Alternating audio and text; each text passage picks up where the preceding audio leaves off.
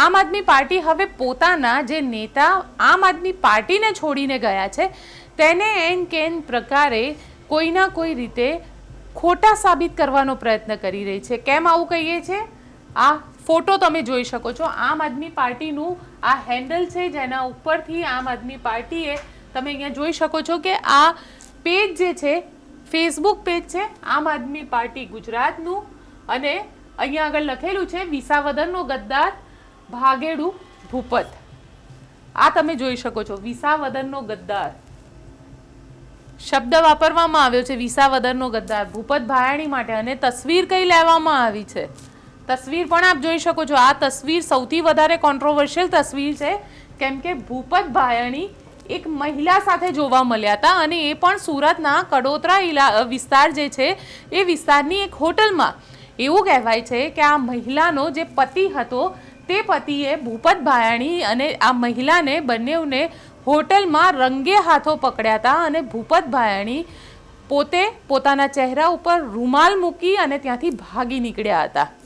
આ એ ફોટા અહીંયા આગળ વાપરવામાં આવ્યા છે, આમ આદમી પાર્ટી દ્વારા વાપરવામાં આવ્યા છે. ને હવે જે નેતાના પહેલાં વખાણ કરતા નહોતા થાકતા ઈસુદાન ગઢવી, એ જ નેતાને ગદ્દાર કહીને સંબોધિત કરવામાં આવી રહ્યા છે.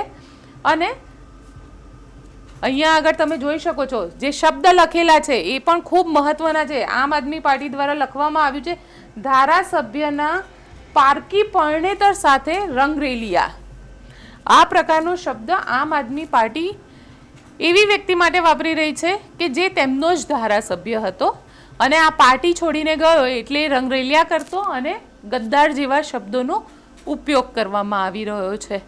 આમ તો ભૂપત ભાયાણી પોતે પણ કંઈ દૂધના ધોયેલા નથી, અને ભૂપત ભાયાણી આ એ જ વ્યક્તિ છે જેના માટે થઈને જેમને ચૂંટણી 2022માં પૂરી થઈ અને 2 જ દિવસની અંદર ગાંધીનગરની સર્કિટ હાઉસની અંદર એક પ્રેસ કોન્ફરન્સ કરી હતી. અને પ્રેસ કોન્ફરન્સમાં એવું કીધું હતું કે મારી તો વિચારશ્રેણી ભારતીય જનતા પાર્ટીની છે, એટલે હું તો ભારતીય જનતા પાર્ટીમાં જતો રહીશ. હજી ચૂંટણી પૂરી થયે 48 કલાક નહોતા થયા અને ભૂપત ભાયાણીએ પોતાની જે વિચારધારા હતી તે વિચારધારાની સાથે રહેવાનું પસંદ કર્યું અને તેમને કહી દીધું કે હું ભારતીય જનતા પાર્ટીમાં જઈશ. પરંતુ મેન્ડેટ તો આમ આદમી પાર્ટીએ આપેલું હતું. એ આમ આદમી પાર્ટીમાં 1 વર્ષ તેમને માંડ ખેંચ્યું કહી શકાશે. 1 વર્ષ હજી પૂરું થયું અને ભૂપત ભાયાણીએ આમ આદમી પાર્ટીમાંથી રાજીનામું આપી દીધું. રાજીનામું આપવાની સાથે જ આમ આદમી પાર્ટીએ હવે આ એ જ વ્યક્તિ છે જેના વખાણ કરતાં ઈસુદાન ગઢવી નહોતા થાકતા, જેના વખાણ કરતાં ગોપાલ ઇટાલિયા નહોતા થાકતા, તેને હવે ગદ્દાર કહીને સંબોધી રહ્યા છે.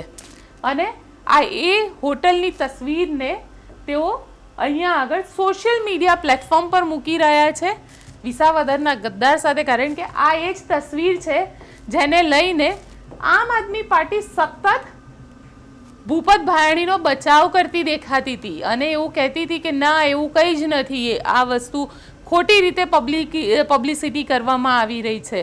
આવી દરેક વાતો આમ આદમી પાર્ટી કરી રહી હતી. પરંતુ હવે આમ આદમી પાર્ટીના જે 2 મોઢા છે તે અહીંયા દેખાઈ રહ્યા છે કે વ્યક્તિ જતો રહ્યો તો તેને જ ખરાબ ચિતરી દો તાકી આપણી પાર્ટી સારી પાર્ટી દેખાય અને આપણા ધારાસભ્યને કોઈ કહી નાખે કે આપણા નેતાઓને કોઈ કહી નાખે.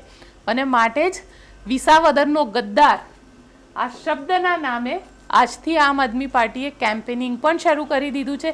વિસાવદરમાં આમ આદમી પાર્ટીના ખુદ મનોજ સોરઠિયા પહોંચ્યા, ત્યાં તેમને પણ ભૂપત ભાયાણીને ગદ્દાર સાબિત કરી દીધો છે. આ એ જ ભૂપત ભાયાણી જેના માટેના વખાણ કરતાં આમ આદમી પાર્ટી નહોતી થાકતી અને હવે વિસાવદરના ગદ્દાર કહીને તેમને સંબોધિત કરવામાં આવી રહ્યા છે.